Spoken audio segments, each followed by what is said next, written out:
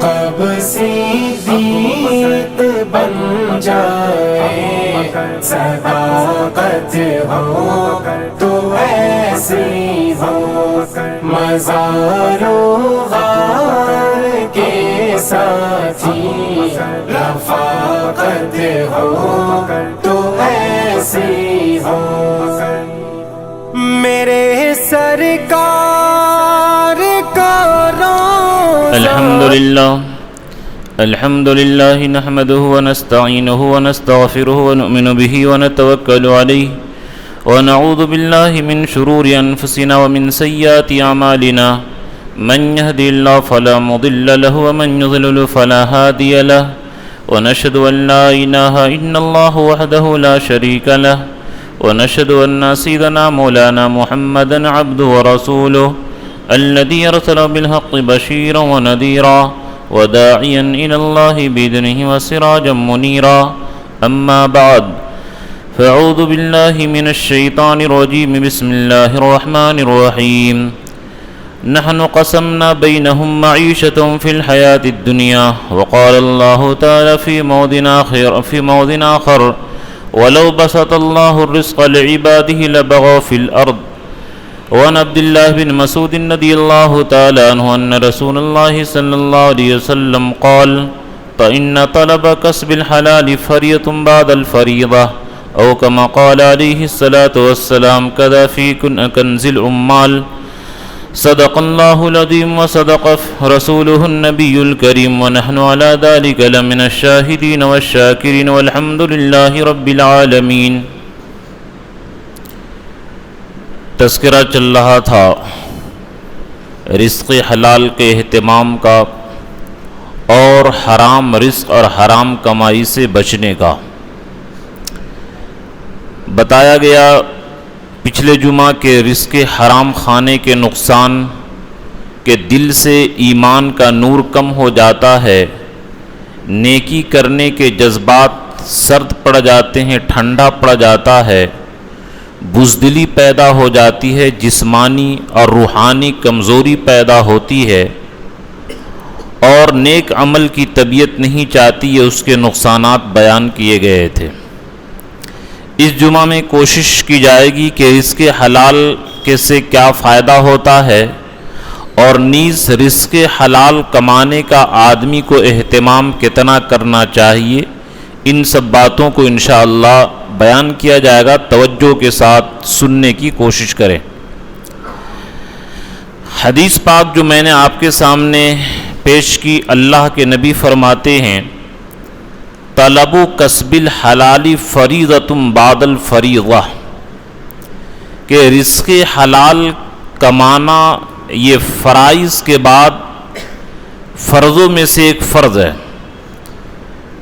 اگرچہ یہ حدیث ضعیف ہے، لیکن معنی کے اعتبار سے محدثین نے اس کو صحیح قرار دیا ہے کہ روزہ، نماز، حج، زکوٰۃ یہ تو فرائض ہیں، لیکن اس فرائض کے بعد آدمی اپنا پیٹ بھرے، بال بچوں کا پیٹ بھرے، جس کا نان و نفقہ میرے ذمے ہے اس کا پیٹ بھرے، اس کے لیے حلال کمانا اہم فرائض کے بعد دوسرے نمبر کا فرض ہے۔ اس سے غفلت برتنا جائز نہیں ہے۔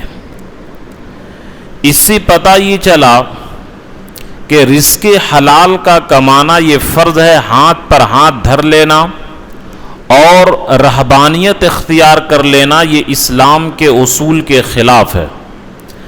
اب رہی یہ بات کہ بعض بزرگان دین شادی بیاہ کچھ نہیں کیے، کچھ نہیں کماتے تھے، تو ان کا ایک غلبہ حال تھا کہ وہ ایمان کے اس پوزیشن اور اس درجے کو پہنچ گئے تھے کہ وہ نہ کھائیں تو کوئی فرق نہیں، مہینوں دن کھانا نہ ملے تو ان کو کوئی فرق نہیں، کوئی شکوہ نہیں، کوئی شکایت نہیں، عبادت میں کمی نہیں، ان کی حالات دوسرے تھے۔ لیکن ہمارے لیے نمونہ جو ہے وہ رسول اللہ صلی اللہ علیہ وسلم کی زندگی ہے کہ حضور صلی اللہ علیہ وسلم مزدوری بھی کیے ہیں، بکریوں کو اجرت پر لے کر چرائے ہیں اجیاد پہاڑ کے درمیان، ملک شام کا 2 سفر بھی کیے تجارت کے لیے، زراعت بھی کیے، تو حضور صلی اللہ علیہ وسلم کی جو سنت اور تعلیم ہے وہ مسلمانوں کو یہ سبق دے رہی ہے کہ مسلمان رزق حلال کا اہتمام کرے، یہ بھی دین کا حصہ ہے۔ لوگوں کی غلط فہمی کہ جتنا دیر مسجد میں بیٹھیں گے 2 گھنٹہ اسی کو عبادت سمجھتے ہیں، حالانکہ اللہ کے رسول کے حکم کی وجہ سے کہ اللہ نے نبی نے حکم دیا ہے بیوی بچوں کے لیے رزق حلال کے اہتمام کا، لہذا کوئی 8 گھنٹہ ڈیوٹی کرتا ہے وہ بھی عبادت ہے، کوئی 10 گھنٹہ اپنی دکان میں لگاتا ہے، جتنا دیر دکان میں امانت داری کے ساتھ بیٹھتا وہ بھی عبادت ہے، کوئی رکشہ چلا رہا ہے وہ بھی عبادت ہے، کوئی پڑھا رہا ہے وہ بھی عبادت ہے۔ غرض جتنے بھی رزق حلال کے کمانے کے راستے ہیں، جس طرح مسجد میں بیٹھ کر عبادت کرنے سے ثواب ملتا ہے، اسی طرح کوئی آدمی حلال کمائی کرے، دکان کے ذریعے، ملازمت کے ذریعے، مزدوری کے ذریعے، جس شکل میں بھی حلال کمائے وہ سب کے سب عبادت میں لکھا جائے گا۔ اگر کوئی 8-10 گھنٹہ حلال کماتا ہے، 8-10 گھنٹہ اس کی عبادت لکھی جائے گی، قیامت کے دن یہ اس کا شمار ہوگا۔ یہ اس لیے رزق حلال کا اہتمام کرنا چاہیے۔ دوسری بات یہ معلوم ہوا کہ مطلق کمائی یہ حلال نہیں ہے، بلکہ حلال رزق ہونا چاہیے۔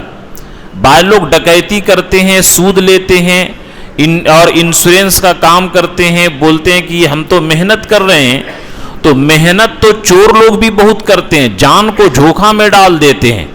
ایک طوائف جو کوٹھے پر بیٹھی ہے وہ بھی جسمانی محنت کرتی ہے، تو مطلق محنت کرنے سے کوئی کمائی حلال نہیں ہوگی۔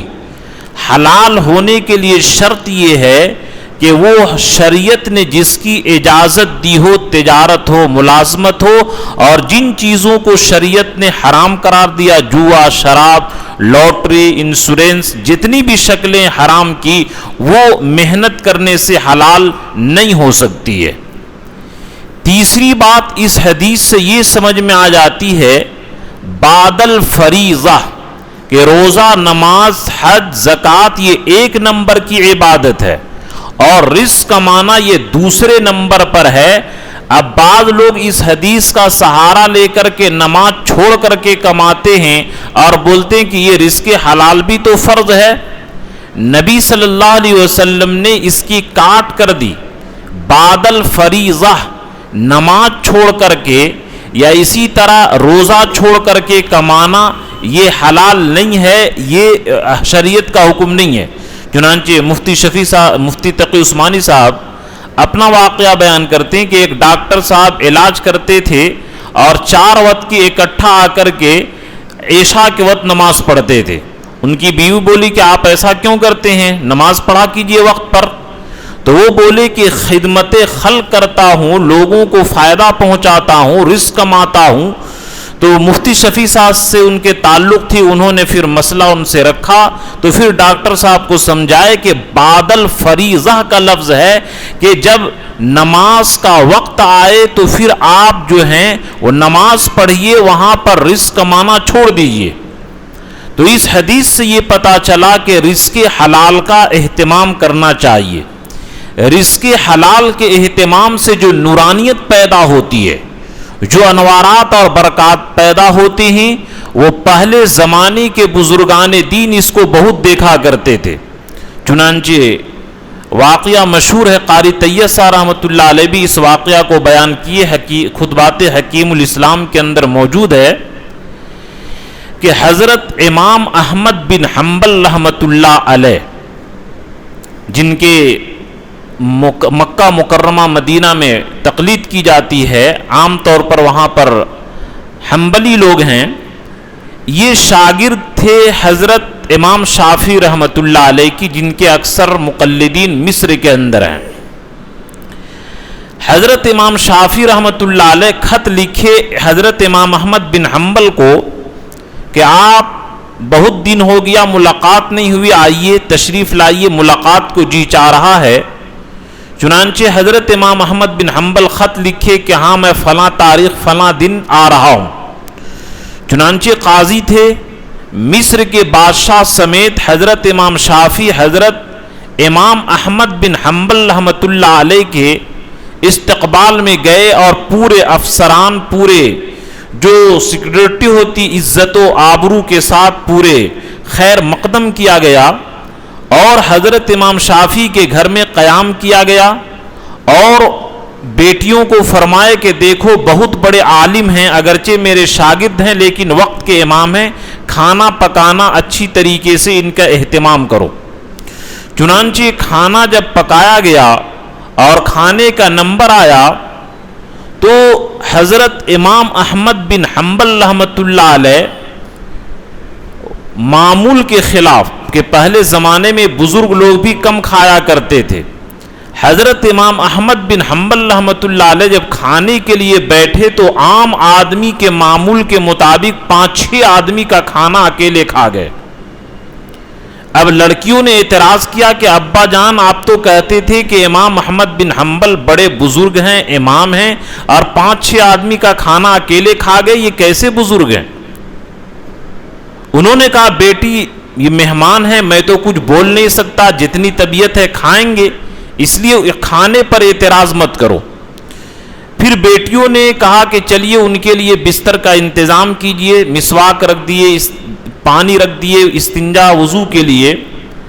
لیکن جب فجر ہوا تو فجر میں دیکھتے ہیں کہ پانی جیسے رکھا ہوا تھا اسی طرح رکھا گیا، اور استنجا مسواک وغیرہ بھی یوں کہ توں رکھا گیا، کوئی استعمال نہیں۔ اب بیٹیوں کا غصہ اور زیادہ بڑھ گیا کہ آپ تعریف کر رہے تھے کہ بڑے امام ہیں، 5-6 آدمی کا کھانا کھائے اور تہجد بھی نہیں پڑھے، یہ کیسے امام اور کیسے بزرگ ہیں؟ حضرت امام شافعی رحمۃ اللہ علیہ کو جب برداشت نہیں ہوا کہ چلو کھانے میں تو ہم کچھ نہیں بول سکتے ہیں، لیکن یہ کیا بات ہے کہ تہجد بھی آپ نہیں پڑھے، یہ معاملہ کیا ہے؟ تب امام احمد بن حنبل رحمۃ اللہ علیہ بیان فرمائے کہ حضرت جب میں کھانے کے دسترخوان پر بیٹھا تو دسترخوان سے لے کر آسمان تک نور ہی نور نظر آیا، اور زندگی میں پہلی بار حلال رزق اتنا نصیب ہوا، اس لیے میں نے سوچا کہ زندگی میں کبھی اس سے نہ پہلے کھانا کھایا تھا نہ بعد میں کھاؤں گا، جتنی طاقت ہے پوری طاقت کے ساتھ کھانا کھاؤں گا، اس لیے میں نے کھانا بہت زیادہ کھایا۔ اور رہی بات وضو نہ کرنے کی، تہجد کی، تو جب میں کھانا کھا کر کے لیٹا تو دل میں اتنی نورانیت، اتنے انوارات و برکات ظاہر ہوئے کہ میں نے لیٹے لیٹے آج تک جو کبھی مسائل نہیں نکالے تھے 100 مسئلے قرآن اور حدیث سے نکالا، اور اسی وضو کی ضرورت ہی نہیں پڑی اور استنجے کی ضرورت ہی نہیں پڑی، اور اسی عشاء کے وضو سے فجر کی نماز پڑھی۔ تب لوگوں کو بات سمجھ میں آئی کہ اصل بات کیا ہے، رزق حلال۔ تو رزق حلال کھانے کی وجہ سے اللہ تعالیٰ دل میں نورانیت، دماغ کے اندر صلاحیت اور جسم کے اندر طاقت، ایمان کے اندر جرأت اور ہمت پیدا کر دیتے ہیں کہ صحابہ کرام 3,000 کا مجمع اور 3 لاکھ پر بھاری، ان میں سے جیسے ایمان کا دخل تھا اسی طرح رزق حلال کا بھی اس میں دخل ہے۔ تو یہ بات ذہن میں رکھیں کہ حلال کمائی اگرچہ تھوڑی سی ہوگی، لیکن اگر اس میں گزر بسر کرنا سیکھ لیے تو بڑی سکون سے زندگی گزرے گی، عافیت کے ساتھ زندگی گزرے گی، اور کھانے کے بعد جسمانی طاقت، روحانی طاقت ایسی پیدا ہوگی جو سوچ بھی نہیں سکتے۔ کہ جس طرح اوپر کے غذا کھانے سے ہاتھ کو، پیر کو، آنکھ کو، دانت کو، پورے جسم کو طاقت ملتی ہے، اسی طرح رزق حلال کھانے سے اندر ایمان کو طاقت اور روح کو طاقت ملتی ہے۔ جب روح کو طاقت ملتی ہے تو اس کے لیے نیک اعمال کرنے آسان ہو جاتے۔ دوسرا واقعہ دیوبند کے اندر حضرت شاہ جی عبداللہ کے نام سے ایک بزرگ تھے، یہ عالم نہیں تھے لیکن بزرگوں سے عقیدت رکھتے تھے۔ چنانچہ شاہ جی عبداللہ کا معمول یہ تھا کہ روزانہ فجر کے بعد جنگل جاتے اور گھاس کاٹ کر کے گٹھری میں لاتے اور 4 آنا میں بیچتے، نہ اس سے زیادہ لیتے نہ کم۔ ایک مرتبہ ایک پولیس والے نے زبردستی 3 آنے میں لے لیا تو پیٹ میں درد پیدا ہو گیا، پھر 24 گھنٹے کے بعد ملاقات ہوئی، 1 آنا بڑھا کر کے دیے، تب جا کر اس کے پیٹ کا درد صحیح ہوا۔ تو اللہ کے بڑے یہ نیک بندے تھے۔ ان کے بارے میں بتایا جاتا ہے کہ روزانہ 4 آنے میں گھاس بیچتے اور جو سب انتظار میں رہتے کہ فلاں بزرگ شاہ جی عبداللہ لائیں گے، جو بھی پہلے ہاتھ گٹھری پر رکھ دیتا ان کو گٹھری وہ دے دیتے، 4 آنا سے نہ کم لیتے نہ زیادہ۔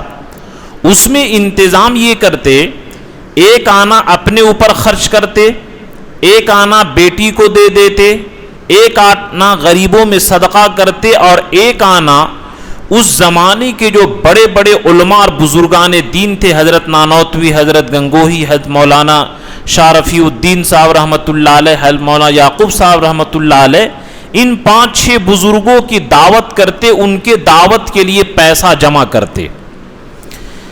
اس میں ایک اشارہ ہے کہ دیکھیے کہ جو آدمی 4 آنا کما رہا ہے روزانہ، وہ اپنا بھی پیٹ چلا رہا ہے، رشتہ دار کا بھی پیٹ چلا رہا ہے، غریبوں کو صدقہ بھی کر رہا ہے، علماء کو ہدیہ بھی کر رہا ہے۔ اس زمانے کے اندر ہماری کمائی روزانہ کتنی ہے، لیکن سب آدمی رونا رو رہا ہے کہ خرچے پورے نہیں ہوتے۔ بنیادی وجہ یہ ہے کہ ہم لوگ انگریزوں کی تہذیب سے متاثر ہو کر کے کہ گھر میں بیٹھک ایسا ہونا چاہیے، مارول ایسا ہونا چاہیے، اور اس طریقے سے سامان اتنا ہونا چاہیے، اسی وجہ سے ہم لوگوں کا خرچہ پورا نہیں ہوتا ہے۔ سادگی کے ساتھ ہم لوگ اگر زندگی گزاریں اور انگریز والے خرچے سے ہم لوگ بچیں تو یہ سب کام کر سکتے ہیں۔ کہ یہ سبق ہے امت مسلمہ کے لیے کہ ایک غریب آدمی صدقہ بھی کر رہا ہے، علماء کی خدمت بھی کر رہا ہے، رشتہ داروں کی پرورش کر رہا ہے، اپنا بھی چلا رہا ہے۔ کم آمدنی کے اندر یہ سارا کام ہو سکتا ہے اگر لوگ چاہیں تو، اور اسی وجہ سے ہماری کمائی میں برکت ختم ہو گئی کہ ہم لوگ ان چیزوں کا اہتمام نہیں کرتے۔ چنانچہ مولانا یعقوب صاحب رحمۃ اللہ علیہ فرماتے ہیں کہ ہم لوگ شاہ جی عبداللہ کے دعوت کا مہینے بھر انتظار کرتے تھے۔ کبھی تو وہ خود پکا کر کے گھر میں کھلاتے اور زیادہ ساگ اور روٹی کھلاتے، اس سے زیادہ نہیں، اور کبھی روٹی چٹنی کھلا دیتے دعوت میں۔ اب ہم لوگ ناراض ہوتے ہیں کہ اگر کوئی سادہ آدمی کھانا کھلائے تو اس سے ناراض ہوتی ہے کہ اوقات نہیں تھا بڑھیا کھلانے کا، تو کیا ضرورت تھی دعوت کرنے کی، نعوذ باللہ۔ اگر کوئی آدمی حلال رزق کی دعوت کرے، سادی غذا، اس کو خوشی سے قبول کرنا چاہیے۔ تو بہرحال حضرت مولانا یعقوب صاحب نانوتوی رحمۃ اللہ علیہ فرماتی ہیں کہ مہینے بھر انتظار کرتے تھے، اور جب اس کا کھانا کھاتے تھے تو مہینہ بھر طبیعت میں نور محسوس ہوتا تھا۔ ہر وقت چاہتے تھے کہ عبادت کریں، قرآن پڑھیں، تہجد پڑھیں، تسبیح پڑھیں، اور دل میں ایک نور ایسا ایمان کا محسوس ہوتا تھا جو بیان سے باہر کی بات ہے۔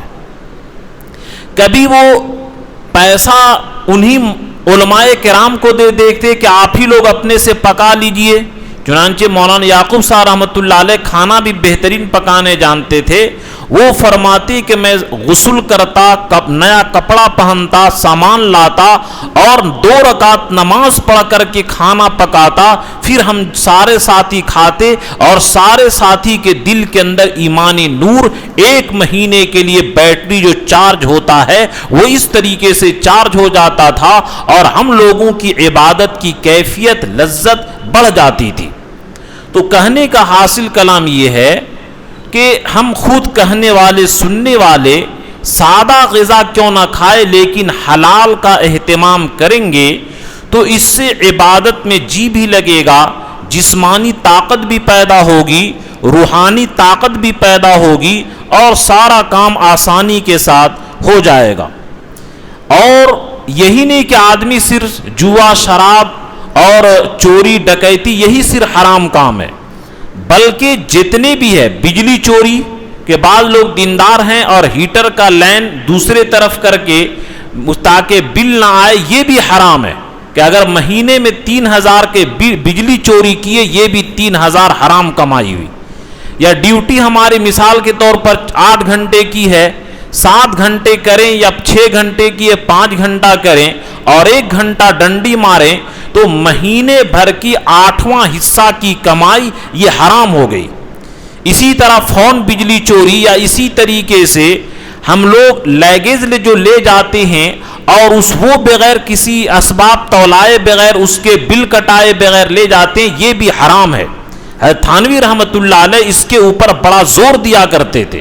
چنانچہ تھانوی رحمت اللہ علیہ اپنا واقعہ بیان کرتے ہیں کہ میں سفر کر رہا تھا کہ سامان تولانے گیا تو ٹی ٹی بولا کہ حضرت آپ سامان مت وزن کروائیے، ہم آپ کے ساتھ ہیں.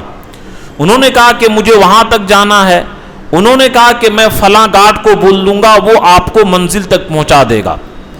حضرت تھانوی رحمت اللہ علیہ فرمائے کہ وہ کہاں تک جائے گا؟ فرمائے وہ بولا کہ آپ کے اسٹیشن تک جائے گا، کوئی ٹی ٹی آپ کو پکڑے گا نہیں، کوئی فائن نہیں کاٹے گا.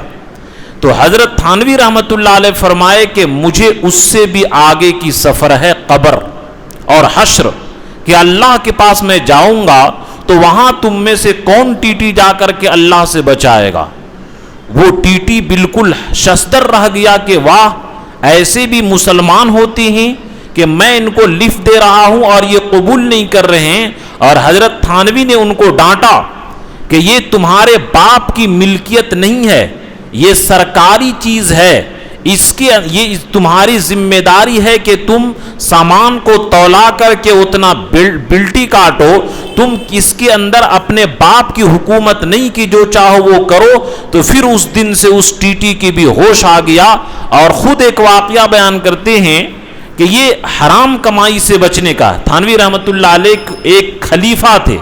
خلیفہ ان کو کہا جاتا ہے جن کو اجازت دے دی جائے کہ تم اس لائق ہو گئے کہ لوگوں کو دل کو سدھار سکتے ہو، اتنے بڑے عہدے پر تھے. ان کا بیٹا تھا 13 سال کا. وہ لائے تھانوی رحمت اللہ علیہ پوچھے کہ اس بیٹے کی عمر کتنی ہے؟ وہ بولے کہ 13 سال. بولے ٹکٹ ہاف لی یا فل؟ بولے نہیں ہاف لیے. بولے کیوں؟ تو اگرچہ 13 سال ہے لیکن دیکھنے میں 12 سال کا لگتا ہے اس لیے میں نے ہاف لیا.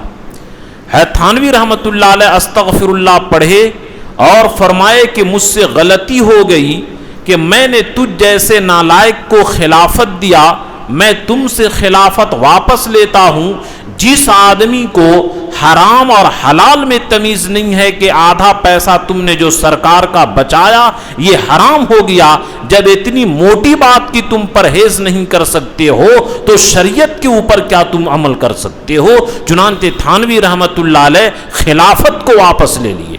اب ہم لوگ تسبیح تلاوت نماز روزہ کو دین سمجھتے ہیں، روپیہ کسی کا ہڑپ لیں، ناجائز بول کر کے آمدنی کماتے رہیں اور ساری حرام آمدنی کرتے رہیں اور اپنے آپ کو نیک سمجھیں. میرے دوستو یہ دھوکہ ہے. اگرچہ لوگوں کے نگاہ میں ہم دیندار ہیں لیکن اللہ اور رسول کے نگاہ میں دیندار نہیں ہیں. کاش کے لوگ جتنی فکر کرتے ہیں کہ لوگ مجھ کو دیندار سمجھیں، کاش کہ اتنی فکر لوگ کر لیتے کہ اللہ اور رسول کے نگاہ میں دیندار ہو جائیں تو مسلمان کامیاب ہو جائے گا. تو بہرحال ایک تو پیغام یہ ہے کہ ہم لوگ رزق حلال کھانے کا اہتمام کریں اور حرام رزق سے بچیں. حرام کے اندر کبھی بھی برکت نہیں ہوتی ہے. ہمارے نانا مثال دیا کرتے تھے کہ جس طرح خنزیر 12 بچہ دیتا ہے اور بکری 1 بچہ دیتی ہے، لیکن خنزیر پوری دنیا میں کتنی پایا جاتا ہے اور بکری پوری دنیا میں کتنی پائی جاتی ہے. اگرچہ حرام دیکھنے میں زیادہ لگتا ہے لیکن اس کے اثرات اور برکات کم ہوتے ہیں، اور حلال دیکھنے میں کم لگتا ہے لیکن اس کی برکات بے انتہا ہوتے ہیں. اس لیے حرام سے بچ کر کے حلال کا اہتمام کریں. اور جتنی بھی ہے بجلی چوری، فون چوری، پانی کا بل چوری، جتنی بھی چوری کی شکلیں ہیں حرام کی شکلیں ہیں. اب اس زمانے کے اندر بعض لوگ یہ کرتے انشورنس کا مسئلہ کہ 10 لاکھ کیے اور 20 لاکھ جب ان کو انٹرسٹ کے ساتھ ملتا ہے تو 10 لاکھ کو وہ حلال سمجھتے ہیں، حالانکہ وہ 10 لاکھ ایسے حرام ہے جیسے کہ سور شراب حرام ہے۔ اگر ہاں آپ کے اوپر انکم ٹیکس وغیرہ ہے تو اس میں ادا کر سکتے ہیں، لیکن بیٹی بیاہنے کی نیت سے وغیرہ وغیرہ جو ہم خرچ کریں گے وہ صحیح نہیں ہے، ان چیزوں سے بھی بچنا ہے۔ انعامی بانڈ سے، لاٹری کی شکل میں، جتنی بھی حرام کی شکلیں ہیں علماء سے پوچھیں اور اس کے اندر صحیح حلال کا اہتمام کریں۔ ایک تو پیغام یہ ہوا۔ دوسری بات، اللہ کے رسول صلی اللہ علیہ وسلم یہ فرمائے من جعلت معیشتہ فی شیء فلا ينتقل عنہ حتی یتغیر علیہ، کہ جس آدمی کی روزی جس راستے سے مل رہی ہے اس روزی کے راستے کو بدلے نہیں، یہاں تک کہ وہ روزی کا راستہ اس پر تنگ ہو جائے تو پھر الگ بات ہے۔ یعنی اللہ تعالیٰ جو رزاق ہے، رازق جو اللہ کی ذات ہے، رب العالمین، اسی لیے شروع میں الحمدللہ رب العالمین، تمام جہان کا پالنے والا صرف اور صرف اللہ ہے۔ تو اللہ یہ فرماتے نحن قسمنا بینہم معیشتہم فی الحیات الدنیا، کہ دنیاوی زندگی میں جو تم کو رزق کے ہم نے کمانے کے راستے دیے یہ ہم نے تقسیم کیا، کہ کوئی دکان کرے، کوئی کپڑا کا کرے، کوئی جوتا کا کرے، کوئی کون کاروبار کرے، کوئی ملازمت کرے، کوئی ڈاکٹری کرے، جتنی بھی کروڑوں شکلیں ہیں دنیا میں رزق کمانے کی، اللہ تعالیٰ فرماتے نحن قسمنا بینہم معیشتہم فی الحیات الدنیا، کہ دنیا کے زندگی میں رزق کمانے کے جو راستے ہیں یہ ہم نے مقرر کیا ہے۔ اور اللہ کے یہ رسول یہ فرمایا کہ جس آدمی کو جو روزی مل رہی ہے، جس دکان سے، جس کام سے، جس ملازمت سے، جس کلینک سے، جس آدمی کے پاس گھر یا جس گھر مزدور کو جس گھر سے، اس کی قدر کرنی چاہیے۔ کبھی بھی بھول کر کے روزگار بدلیے گا مت۔ جس آدمی کے جو راستے سے روزگار چل رہا ہے، اگر وہ روزگار بلا وجہ تبدیل کرتا ہے، چینج کرتا ہے، تو وہ سمجھیے کہ اپنے اوپر مصیبت کو مول لے رہا ہے۔ کہ اللہ جب وہ تم کو رزق دے رہے ہیں اس راستے سے، تو اللہ کے رزق کے جو سپلائی کا جو راستہ تھا آپ نے اس کے چابی کو بلاک کر دیا، آپ اپنے اوپر مصیبت لے لیے۔ اس لیے جس آدمی کا گزر بسر جس رزق سے، جس دھندا سے، جس دکان سے، جس طریقے سے چلتا ہو اور کوئی کمی نہ ہو تو اس کو کبھی بھی نہیں چھوڑنا چاہیے، ورنہ وہ آدمی پریشان ہو جائے گا۔ اسی طرح جس محلے میں، جس گھر میں اس کو سکون ہو، بلا وجہ گھر بھی نہیں بدلنا چاہیے۔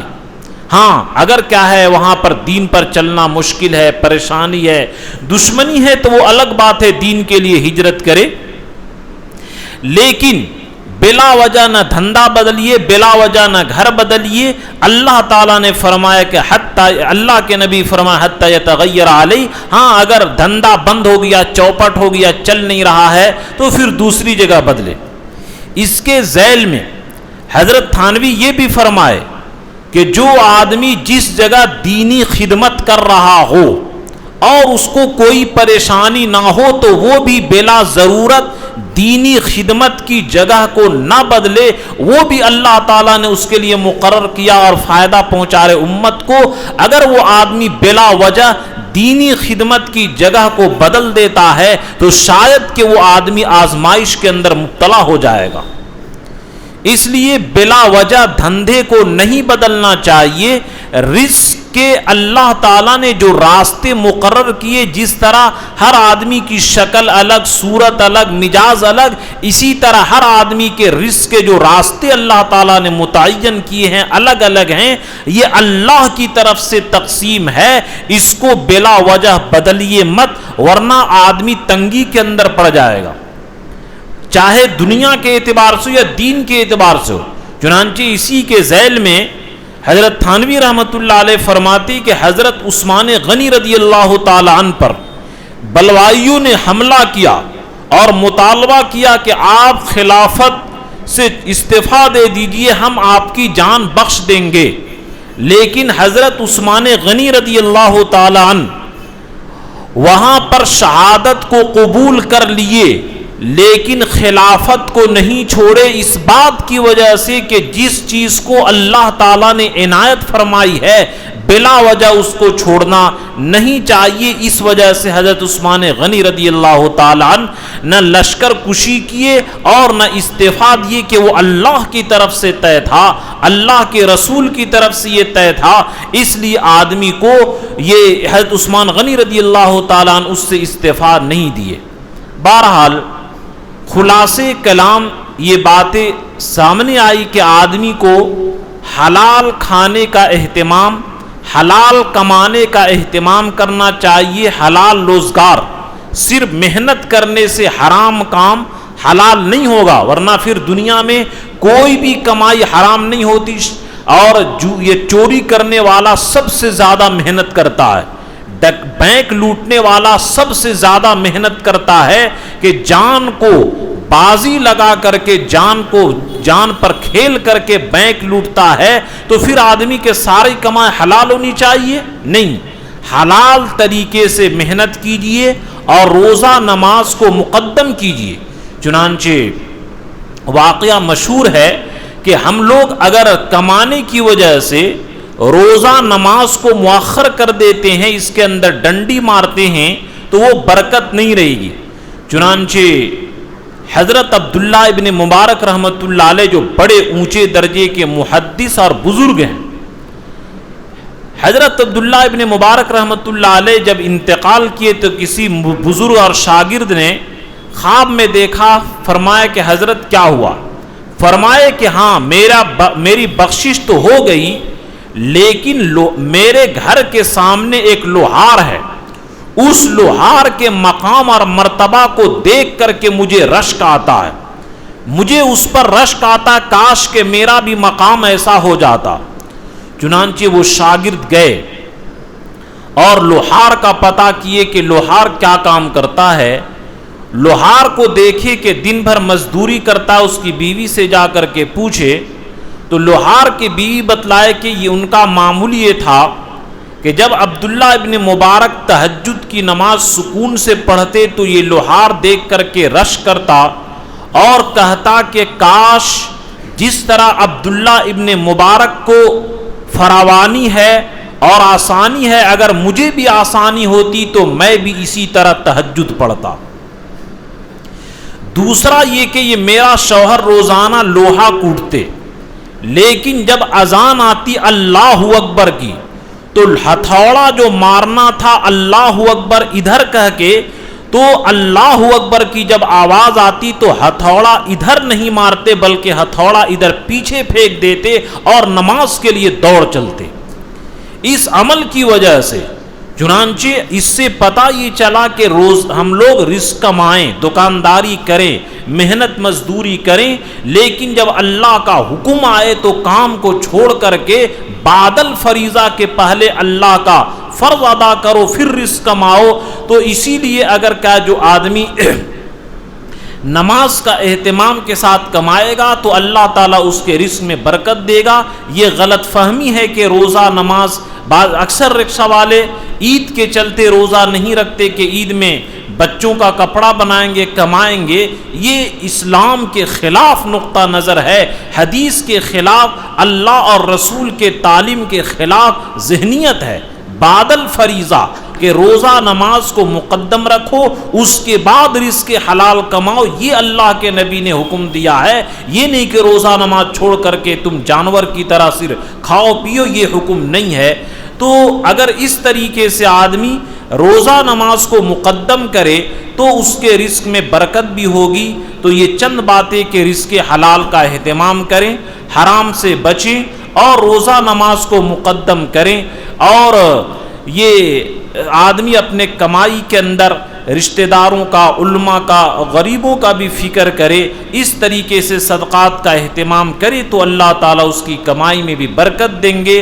اور جیسے کہ حالات آ چکے ہیں، اگر ابھی بھی ہم لوگ نہیں سنبھلے اور انگریزوں کی غلامیت میں کہ فرنیچر اتنا لاکھ کا ہونا چاہیے، مارول ایسا ہونا چاہیے اور یہ ایسا ہونا چاہیے، ابھی بھی اگر فضول خرچی کو ہم لوگ نہیں بند کرتے ہیں اور دنیا کے معیشت کا جو نظام اور دنیا کے کاروبار کا جو نظام دجالی فتنہ نے جو کر دیا ہے، اگر ابھی بھی ہم لوگ نہیں سنبھلیں تو یاد رکھیے کہ آنے والے وقت میں ہم لوگوں کو خون کا آنسو رونا پڑے گا، اور اس وقت کچھ میرے دوستو کیا کیا آزمائش آنے والی ہے۔